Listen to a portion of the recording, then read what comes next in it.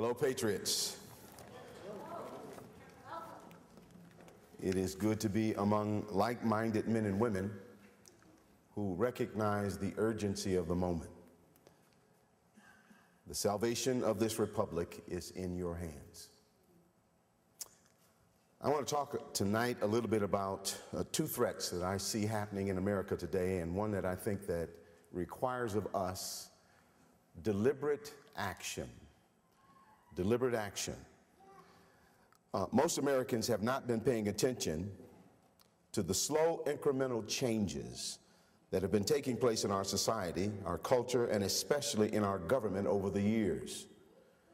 We have been involved in our own personal interests and aggrandizements and our personal comforts and have allowed the proverbial fox into the henhouse. We have trusted our leaders to fulfill their oath and duty to protect the Constitution and to secure our liberties that have been accrued to us as citizens of this great land. And quite frankly, they have been derelict in fulfilling their duty and have exposed us to the worst kind of threat that we have had to face in this nation. Our nation is facing the very real threat of internal treason and the socialization of our free market system. Since this administration took office and began what appears to be a concerted effort to move our country in the direction that does not comport with the principles that were in the original design and intent framed by our framers and by our founders, we the people have been feeling very uneasy about what's happening in Washington, D.C. Over the last year, we have witnessed an awakening among most Americans. The Tea Party movement, the 9/12ers, the grassroots organizations have awakened and are now engaged. Town hall protestations last year demonstrated that the deliberate attempt on the part of this liberal left to force socialized health care down our collective throats was summarily dismissed by the people. But yet, it passed. Now that we are paying attention, I think it's incumbent upon conservative leadership to inform, educate, and activate the kind of engagement that will be effective in achieving a result that will save this republic from those who would flip this nation into a socialistic paradigm. Our efforts must be targeted, focused, and specific. Specific to meet the threats that we are facing. Our way of life is at stake, men and women. The threat is authentic, it's genuine, and it's real. We're not playing games here. These people are intent on changing us forever. And what is required of us at this time is to know what it is that we're facing. I think part of what's happening in America is many of us are in a state of absolute shock and awe. We cannot believe that we who have enjoyed the kind of liberties and freedoms that have been framed for us by our fathers are facing this kind of tyranny. And because we are caught off guard, we don't know exactly what it is that we're facing. I think we need to take a moment here and give to you, in my view, what it is that we're facing. In my view, there are two threats that we are facing that, if left unchecked, will change this country forever. The first threat is the socialistic agenda that seeks an implementation of an egalitarian idea of redistribution of wealth and the socialization of our economy. Karl Marx believes that socialism was the first step towards communism, or a communistic society.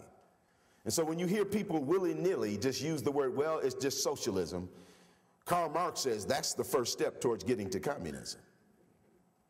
And if there is a moment in which we are to push back, it is at the moment that we hear them say, we want to have socialism. The word egalitarian is defined as asserting, resulting from, or characterized by belief in the equal or equality of all people, especially in politics economics, or social life. The emphasis in that definition is on the word asserting.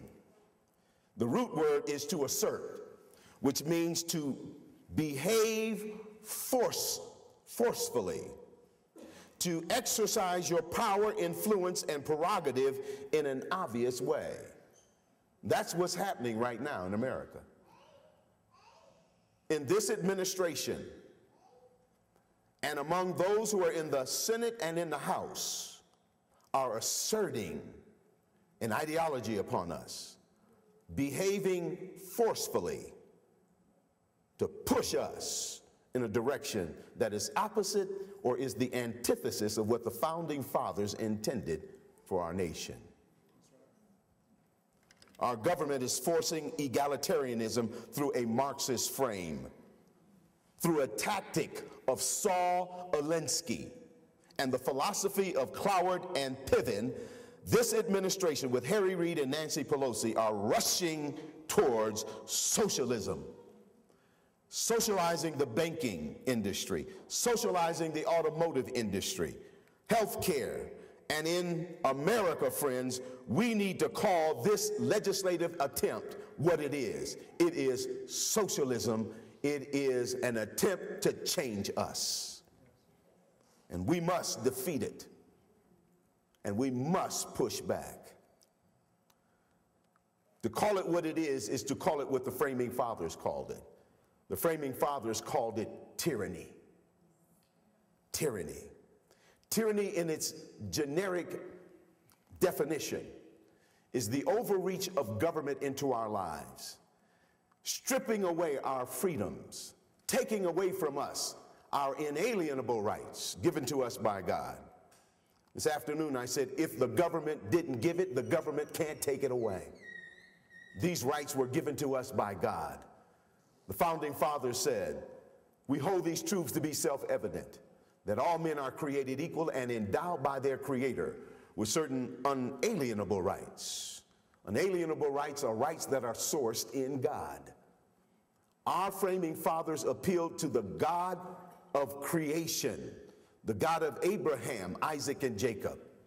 They said it this way: the laws of nature and of nature's God.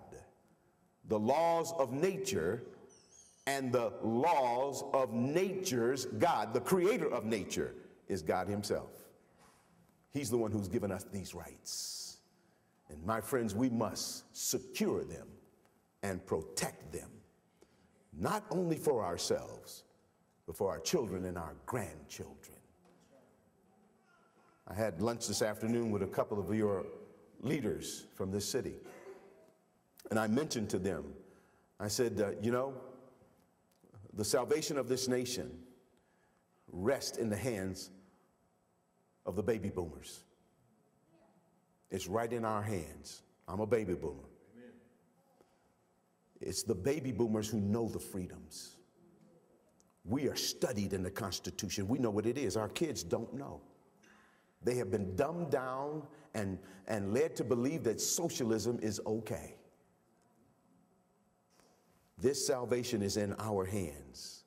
But many of us feel like we're getting old and tired, and it's time for retirement. Well, I went to the scriptures and I began to look for the word. I did a word study to find the word retirement. I didn't find it. It's not there.